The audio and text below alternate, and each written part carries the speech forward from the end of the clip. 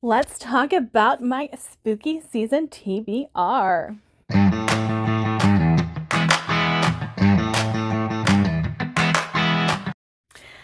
Hello, everybody. As you guys know, spooky season is my favorite. It is my absolute favorite. I am a gothic horror fanatic. Absolutely love all the gothic horror vibes, the dark fantasy. All of those things are my cup of tea. Now, for the month of October, it is very likely that I will be joining Spookopoly. I look forward to Becca's Bookopolathon every single time that it rolls around, every year. I always participate. And this month, it didn't happen. We were aware that it wasn't going to happen. And so, we were all kind of like disappointed. But then she announced that she is going to do the Spookopolathon for October, and we all have been very excited to participate in that. Now, I have seen the board. I know what's on the board. Am I going to get to all of these books? I don't know. But I built myself a stack that go along with the prompts that are on the board, and I'm hoping that I'll at least tackle a majority of this stack should it come along on the Bookopolathon board, the Spookopolathon board, I should say. But I'm very excited to get to all of these. As you guys know, horror is my genre. It is my comfort zone. It is my safe space. I know that is very odd, but it is. I can't change that about myself. Wouldn't want to change that about myself. There is one on my current TBR that if I do not get to it this month, I will move it over to this stack, but I got 20 books here, so I think I'm good. But if I do not get to Vampires of El Norte, I will be reading it in October, whether I need it for a prompt or not. I do hope that I get the audiobook in time to fit it into the current readathon that I am participating in. But let's go ahead and get to the books. This is a book that I have put on so many TBRs and then just never get around to reading it. However, I really, really want to. It's just one of those that I feel like I have to be in the mood for. And if I'm not in the mood for it, it's not going to sit right because it's letters. It is letters that someone finds that uncover unsettling childhood memories as they are reading through them. And so I don't know how to approach this book, if that makes sense. I don't know what mindset I need to be in to make this book work for me. And so I kind of just put it off to the wayside, waiting for something to hit, like this is the book I need to pick up. But anyways, Pen Pal by Dathan Auerbach. It says each chapter completes a different piece of the puzzle for both you and the narrator, and by the end of it all, you will wish that you could forget what he never knew. So I do think I will enjoy this. It has been on my TBR for so long. This will land me a TBR vet. This will also land me, I believe, below 300 pages. Yes, this will land me a book below 300 pages. This hits a lot of the notes that I need it to hit to be a good contender for Spookopoly. Another TBR vet that is facing the chopping block. If you watched my video, I do have some that are on a timer that if I do not read them within a year's time, they have till March. So it's quite a ways out. It'll be facing the chopping block if I don't get to it this year. That is Beyond Redemption by Michael R. Fletcher. This is a grimdark fantasy. And as far as I know, it fits a couple of the prompts. I'm not exactly sure which ones it was. Some of these I will have very clear prompts in my head, but some of them I'm just like, I don't know. It'll fit some of them, but I don't remember which ones. So Beyond Redemption is on my spooky season TBR. I do hope to get to it. There are some things that I know about this that a lot of people have criticized, but I don't speak German, and that's one of the things that's criticized. But I'm just really looking forward to this. And it's been on my TBR for a long time, also fits TBR vet. Another that I can't seem to get around to that is dark fantasy would be Godblind by Anna Stevens. Why have I put this one off? I have no idea. No idea. I cannot tell you why I have not read this. But it's grimdark and I'm excited for it. It says, bathed in blood, ruled by anger, banished thousands of years ago, the time has come for the veil between worlds to be broken and for the red gods to unleash their fury. I believe this is in my series I want to read in 2023. 23 books I want to read in 2023. It's on one of those videos. But I have been dying to get to this series and I just haven't done it.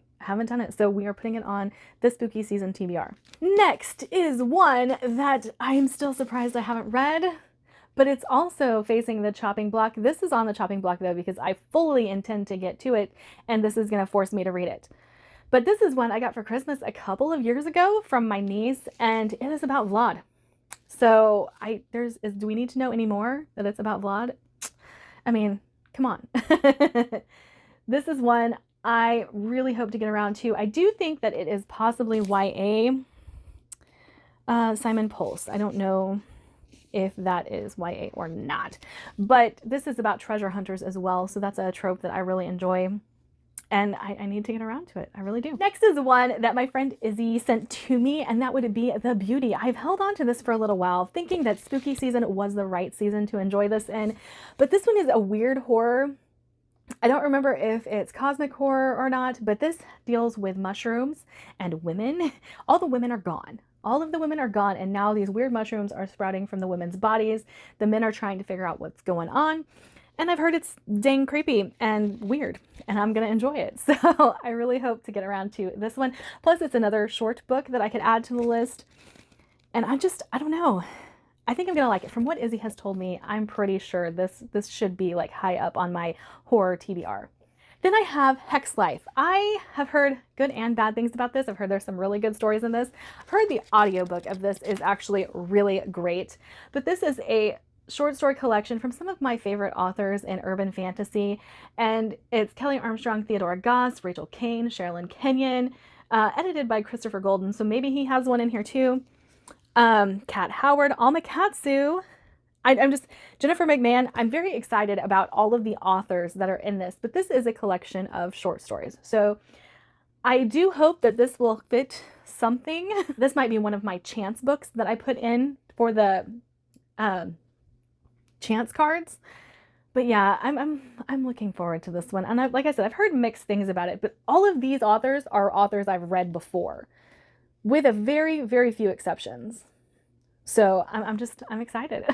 Would it be spooky season if we did not have a Grady Hendrix on the list? Okay, so I don't know how this happened, but look at this. I have a jacked up edge. It got smooshed, and I don't know how that happened. Anyway, Horror Store is one that I've been dying to get to. Yes, this is a horror novel written in an IKEA-like setting. I've heard this is a very quick read.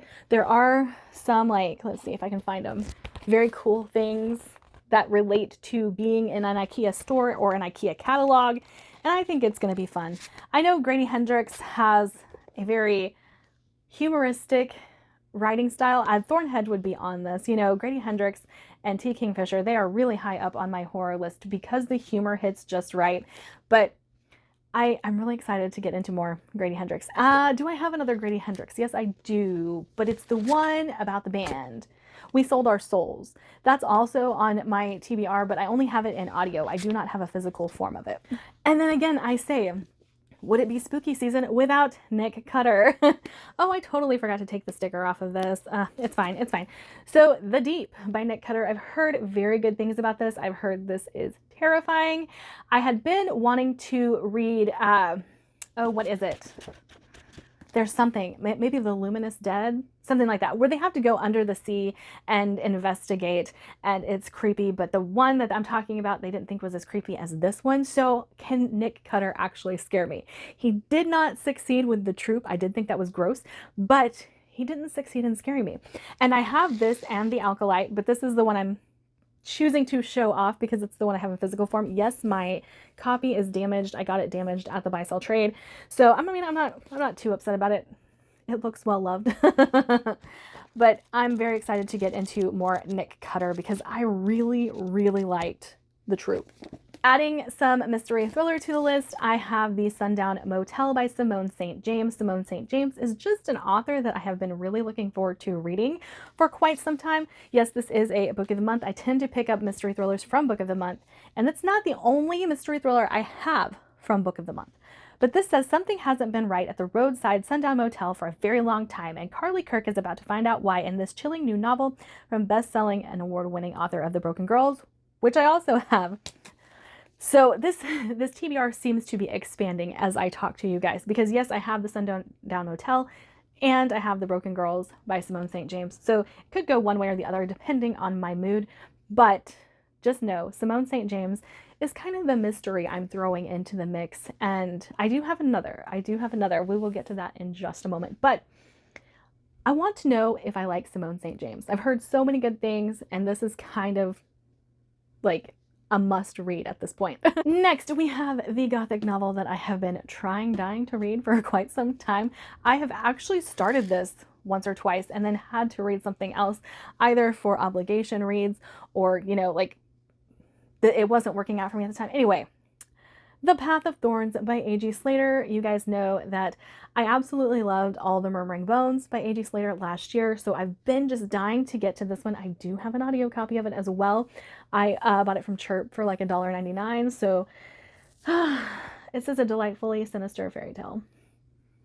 And that just sounds up my alley and something like I need to read. Another that has been on my TBR multiple times, and I think this was on my Spooky TBR last year, is A Head Full of Ghosts by Paul Tremblay. I just never got around to it, guys. This is a story about a girl with schizophrenia, and they wonder if it's schizophrenia or is she actually possessed. So that's pretty much the gist of this.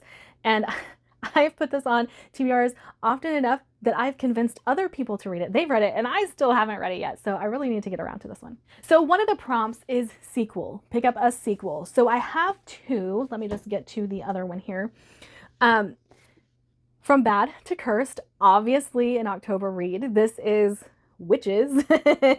This is the second to Payback is a Witch or Payback's a Witch. I loved that first book. I'm very excited to continue with this series.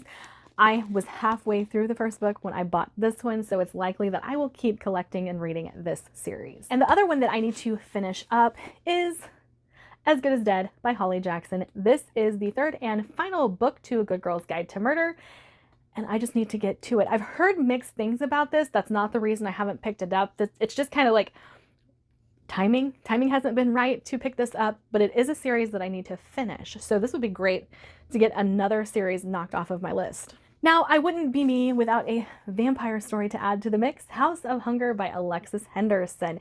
Now, if I remember correctly, this is actually about a blood slave that gets themselves integrated into vampire society. Yes, and it's Gothic. That's all I need to know, really, because I love vampires. You tell me a book is Gothic, I'm all over it. So, and I loved Alexis Henderson's first book, Year of the Witching. Loved that book. It's on my favorite shelf over there. You guys probably see it sometimes when you can see the actual bottom of my shelf, but very much looking forward to this one.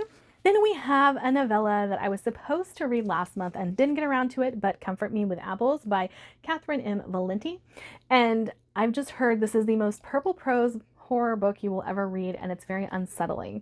And that's kind of all I need to know because it's very, very short. So I am looking forward to this one again, as I am all of the books. So one that I'm upset I have not read yet, but is a very witchy book and belongs on all spooky season TBRs. Her Majesty's Royal Coven. I can't explain why I haven't read this one either. Okay, I have ADHD. This book should call to me from the shelves because of the color alone. Like, I should be all over this because it's bright yellow. And like, my eyes should be drawn to it all the time. But unfortunately, this is how it sits on my shelves, and so it's black. But I do want to get around to this. This is about witches and government, and there is a big bad that comes along that they're trying to take down. However, they think that the enemy is coming from within. They are not sure, but that is what they're trying to figure out. So very excited for this one. Another one that hit a TBR of mine, and then I just never got around to it, would be Thistlefoot by Jenna Rose Nethercott. Okay. I've heard mixed things about this one as well, but I have heard that it's fairly gothic, and my copy is a little messed up. We'll say that. I think the spine is broken. Yep. Okay. Well, I do have a copy of Thistlefoot. It does look like it is pretty damaged, and I did not realize that whenever I bought it, but I guess that's fine. Like, can you hear the crackling? Oh, okay. Let's hope it doesn't fall apart. Christopher Buehlman. I love The Black Tongue Thief. Love it so much, but have not gotten around to any of his horror novels, so I'm really trying to add some. I have this one, and then I have another one on audio. I think it's The Lesser Dead on audio. So those two will be hitting my spooky season TBR. And this one says, haunted by memories of the Great War, failed academic Frank Nichols and his wife have arrived in the sleepy Georgia town of Whitboro, where Frank hopes to write a history of his family's old estate, the Savoyard Plantation, and the horrors that occurred there. At first, their new life seems to be everything they wanted, but under the facade of summer socials and small-town charm, there is an unspoken dread that the town folks have lived with for generations, a presence that demands sacrifice. So I think this sounds really great, definitely up my alley. Now, one that has horror elements to it that I'm really looking forward to, but is not quite horror, that would be The Monsters We Feed by Thomas Howard Riley. This was supposed to have been on my SPFBO list because this is one that I fully intend to read. And he had offered it to me and I said, don't send it to me right now. I'm in the midst of SPSFC. I don't know when I'll get around to it. And then I turned around and bought it after looking into it a little further because this sounds completely up my alley. And it is relatively short. My dog. Okay. And it is relatively short, especially if you consider the length of his fantasy novels. This is actually pretty dang small. And the writing is pretty big, so I feel like I'm going to get through this pretty quickly. And you guys must be wondering, okay, you haven't talked about it yet, Trinity. Where is it? We know you've got it lingering around there somewhere. Red River 7 by Anthony Ryan. Yes, Anthony Ryan. It says AJ Ryan, but this is his, I want to say debut mystery, but that seems a little off since I know he wrote Slab City Blues. That was self-published, so maybe this is his first traditionally published mystery novel. And I'm so looking forward to it. It says available October 2023. So, October 10th. So I'll have to get to this the first week to actually, make it an ARC review. But I'm so looking forward to this. I have been dying to read this. This has been on a TBR of mine already. If you guys saw my TBR for vacation, I was taking this with me on vacation to read on vacation, and then just absolutely had no reading time. My reading time was taken up by me having to be the navigator for my family. Oh, hiccup, sorry. The navigator for my family and kind of the planner for everything because vacation didn't go quite right. It didn't go quite how we expected. So yeah, I'm so looking forward to this. I love Anthony Ryan's writing. I know he can create the creepy atmosphere needed to make a good mystery novel. And yeah, I do know that there is a trope I don't like in here, and that is amnesia, but I'm not put off by it because of who it is, because there's a couple things that Anthony Ryan can get away with putting in his books that I'd be like, just because it's you, I'm going to read it. I'm going to read it. And amnesia is one of those. I'm not completely put off by amnesia tropes. All right, that is my spooky season TBR. If you guys would like to connect with me in any other fashion, I have a Linktree link down below. I hope you guys have a wonderful day and enjoy those spooky horror gothic reads throughout the season. Bye.